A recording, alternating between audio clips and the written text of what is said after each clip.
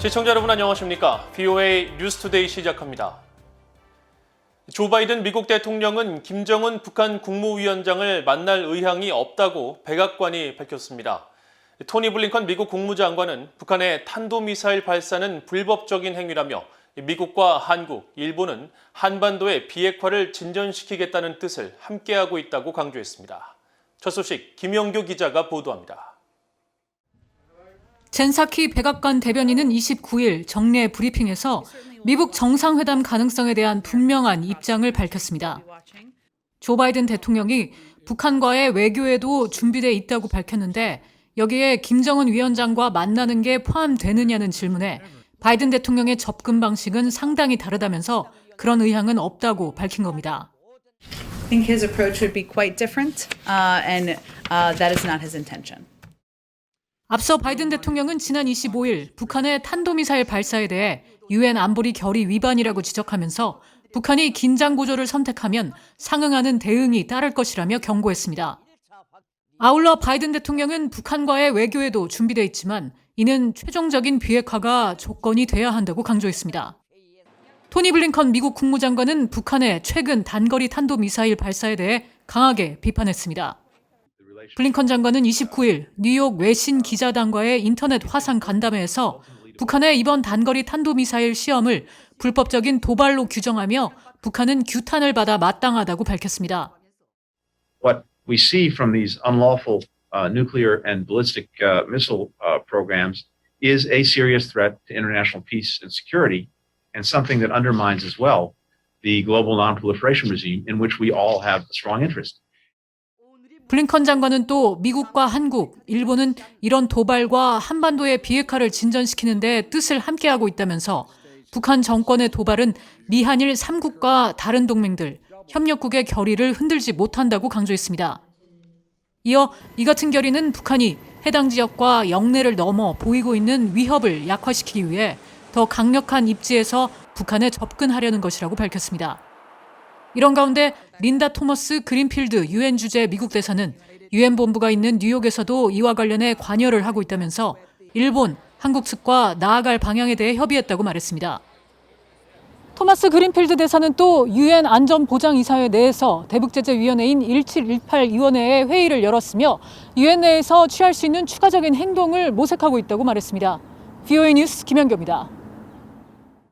최근 북한이 한국 동해상으로 발사한 미사일과 관련해 북한 문제가 격화될 경우 그에 상응하는 조치에 나설 것이라고 미국 국방부 대변인이 밝혔습니다. 존 커비 미국 국방부 대변인은 29일 정례 기자회견에서 북한이 지난주 발사한 탄도미사일 관련 질문에 인도태평양 사령부가 밝힌 기존 입장과 같다면서도 최근 조 바이든 대통령이 언급한 것처럼 북한 문제가 향후 격화된다면 국방부는 그에 상응하는 조치에 나설 것이라고 밝히고 필요하다면 오늘 밤에라도 당장 싸울 준비가 돼 있다고 강조했습니다. 앞서 인도태평양 사령부는 북한의 탄도미사일 발사에 대해 상황을 예의주시하면서 동맹, 우방과 긴밀히 협의할 것이라며 한국과 일본에 대한 미국의 약속은 여전히 철통 같다고 밝힌 바 있습니다. 커비 대변인은 또 이번 발사가 향후 북한 비핵화 협상에 미치는 영향 등에 대한 질문에는 로이드 오스틴 국방장관이 이 문제에 대한 분명한 입장을 밝혔다면서 미국은 북한의 비핵화가 달성되기를 원하고 한반도의 안정과 안보를 원한다는 것이라고 거듭 강조했습니다. 바이든 행정부의 대북 정책 검토가 마지막 단계에 접어든 가운데 미국 내 전문가들이 다양한 대북 정책 제언들을 제시하고 있습니다. 북한의 압박을 최대한 강화해 핵을 포기시켜야 한다는 의견과 단계적이고 장기적으로 접근해야 한다는 의견도 나옵니다. 조은정 기자가 보도합니다. 로버트 아이넌 전 국무부 비확산 군축 담당 특별보좌관은 최근 북한 전문 매체 38노스에 발표한 기고문에서 북한이 짧은 시간에 핵무기를 포기하도록 압박을 강화하는 접근법은 실패할 것이라고 주장했습니다. 그러면서 바이든 행정부가 북핵 협상 첫 단계에서 우라늄과 플루토늄 등 북한의 핵 분열 물질 생산 제한을 추구하고 북한의 핵과 미사일 시험 유예를 영구적으로 공식화하는 단계적 접근법을 사용하면서 완전한 비핵화는 추가 협상을 통해 달성해야 한다고 제언했습니다. I think the Biden administration recognizes that achieving complete denuclearization in one step in the near future is simply not feasible, that the North Koreans have no intention of accepting such a deal. 마이클 오헨런 브루킹스 연구소 선임 연구원도 USA 투데이 신문 기고글을 통해 단계적인 비핵화 협상의 필요성을 강조하면서 1차로 핵물질 생산과 실험 중단을 지적했습니다. I think the only realistic path forward is a two-step process. The first step should be to prevent North Korea from improving its nuclear arsenal quantitatively or qualitatively. No more production, no more testing. And also we should bring ICBMs into the same agreement. 반면에 에번스 리비어 전 국무부 동아태 담당 수석 부차관보는 브루킹스 연구소를 통해 발표한 북한의 새로운 핵 전략과 비핵화의 운명이라는 제목의 글에서 북한과 군축 협상에 임해서는 안 된다고 지적했습니다. 바이든 행정부의 대북 정책 검토의 결과가 발표되기에 앞서 북한의 김정은 위원장은 비핵화의 모든 가능성을 없애버리고 핵과 미사일 능력을 확대하는 선제 조치를 취했다고 평가했습니다. 그러면서 이는 사실상 핵 보유국 지위에서 미국에게 군축 협상을 강요하기 위한 조치라면서 바이든 행정부는 북한이 원하는 군축 협상이 아니라 대규모 압박 캠페인을 벌여야 한다고 주장했습니다. So I've argued for massive pressure, which is multi-dimensional, international, very highly coordinated campaign designed to shake the Pyongyang regime to its core. 리비아 전 수석 부차관보는 이어 북한을 비핵화할 수 있는 기회는 빠르게 사라지고 있다며 미국이 다시 한번 대대적인 노력을 기울여야 한다며 대북 압박을 강조했습니다. 특히 북한 압박은 금융, 외교, 군사, 정치, 인권은 물론 비밀 임무까지 북한 정권을 중심까지 흔드는 대대적인 작전으로 각국이 조율하는 국제적인 차원에서 진행돼야 한다고 제언했습니다. VOA 뉴스 조은정입니다. 에브릴 헤인즈 국가정보국장은 적성국들은 종래의 군사 분야를 넘어서 기술 등의 여러 요소들을 융합해 위협을 진화시키고 있다면서 북한 등 적성국들의 위협에 대처하기 위한 동맹 공조 강화가 중요하다고 지적했습니다.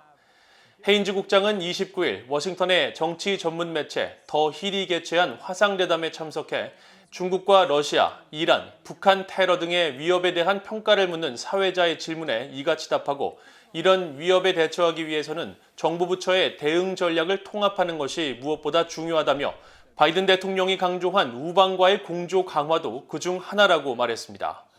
대담에 함께 참석한 찰스 브라운 공군 참모총장과 제임스 맥콘빌 육군 참모총장은 국방부 차원에서는 합동군의 모든 명령 통제 체계를 통합하는 합동 전영역 지휘 통제가 향후 위협 대처에 핵심 역할을 할 것이라고 강조했습니다. 미국 국무부에서 한반도 문제 등 동아시아 정책을 전담하는 동아시아 태평양 담당 차관보에 데니얼 크리튼 브링크 베트남 주재 대사가 지명됐습니다. 백악관은 26일 보도자료를 통해 크리튼 브링크 대사의 차관보 지명을 발표하고 크리튼 브링크 지명자가 지난 1994년 직업 외교관을 공직으로 시작해 주로 아시아 관련 업무를 맡아왔으며 중국어와 일본어에도 능통하다고 설명했습니다. 크리튼 브링크 지명자는 2017년부터 베트남 주재 미국 대사로 재직 중이며 이에 앞서 국무부 북한 담당 선임 고문과 백악관 국가안보회의 아시아 담당 선임 보좌관을 역임한 바 있습니다. 앞서 지난 1월 바이든 행정부 출범 후 한국계 최초로 주한 미국 대사를 지냈던 성김 인도네시아 주재 대사가 동아시아 태평양 담당 차관보 대행을 맡아 대북정책 검토 작업과 미한일 공조 등을 진행해 왔습니다. 유럽연합 EU가 북한의 자연재해 대응을 강화하기 위한 인도적 지원에 50만 유로, 미화 58만 8천여 달러를 배정했다고 밝혔습니다. 다니엘 푸글리시 EU 인도적 지원과 재난관리 사무국 대변인은 29일 VOA에 지난해 북한에 연이어 발생한 태풍 피해를 고려해 이번 지원을 결정했다면서 해당 지원으로 자연재해가 잦은 북한 강원도와 황해 남북도, 평안 남북도 주민 10만여 명이 혜택을 볼 것이라고 말했습니다. 푸글리시 대변인은 그러면서 지원금은 UN 식량농업기구 FAO와 국제 인도주의 단체 컨선 월드와이드에 각각 절반씩 전달할 예정이라며 FAO는 농작물 생산과 농촌 지역 주민에게 영향을 주는 자연재해 영향 완화에, 컨선 월드와이드는 재난 대비와 조기 경보, 응급 처치 훈련 등에 사용할 예정이라고 설명했습니다. 이상으로 VOA 뉴스투데이를 모두 마칩니다. 시청해주신 여러분 고맙습니다.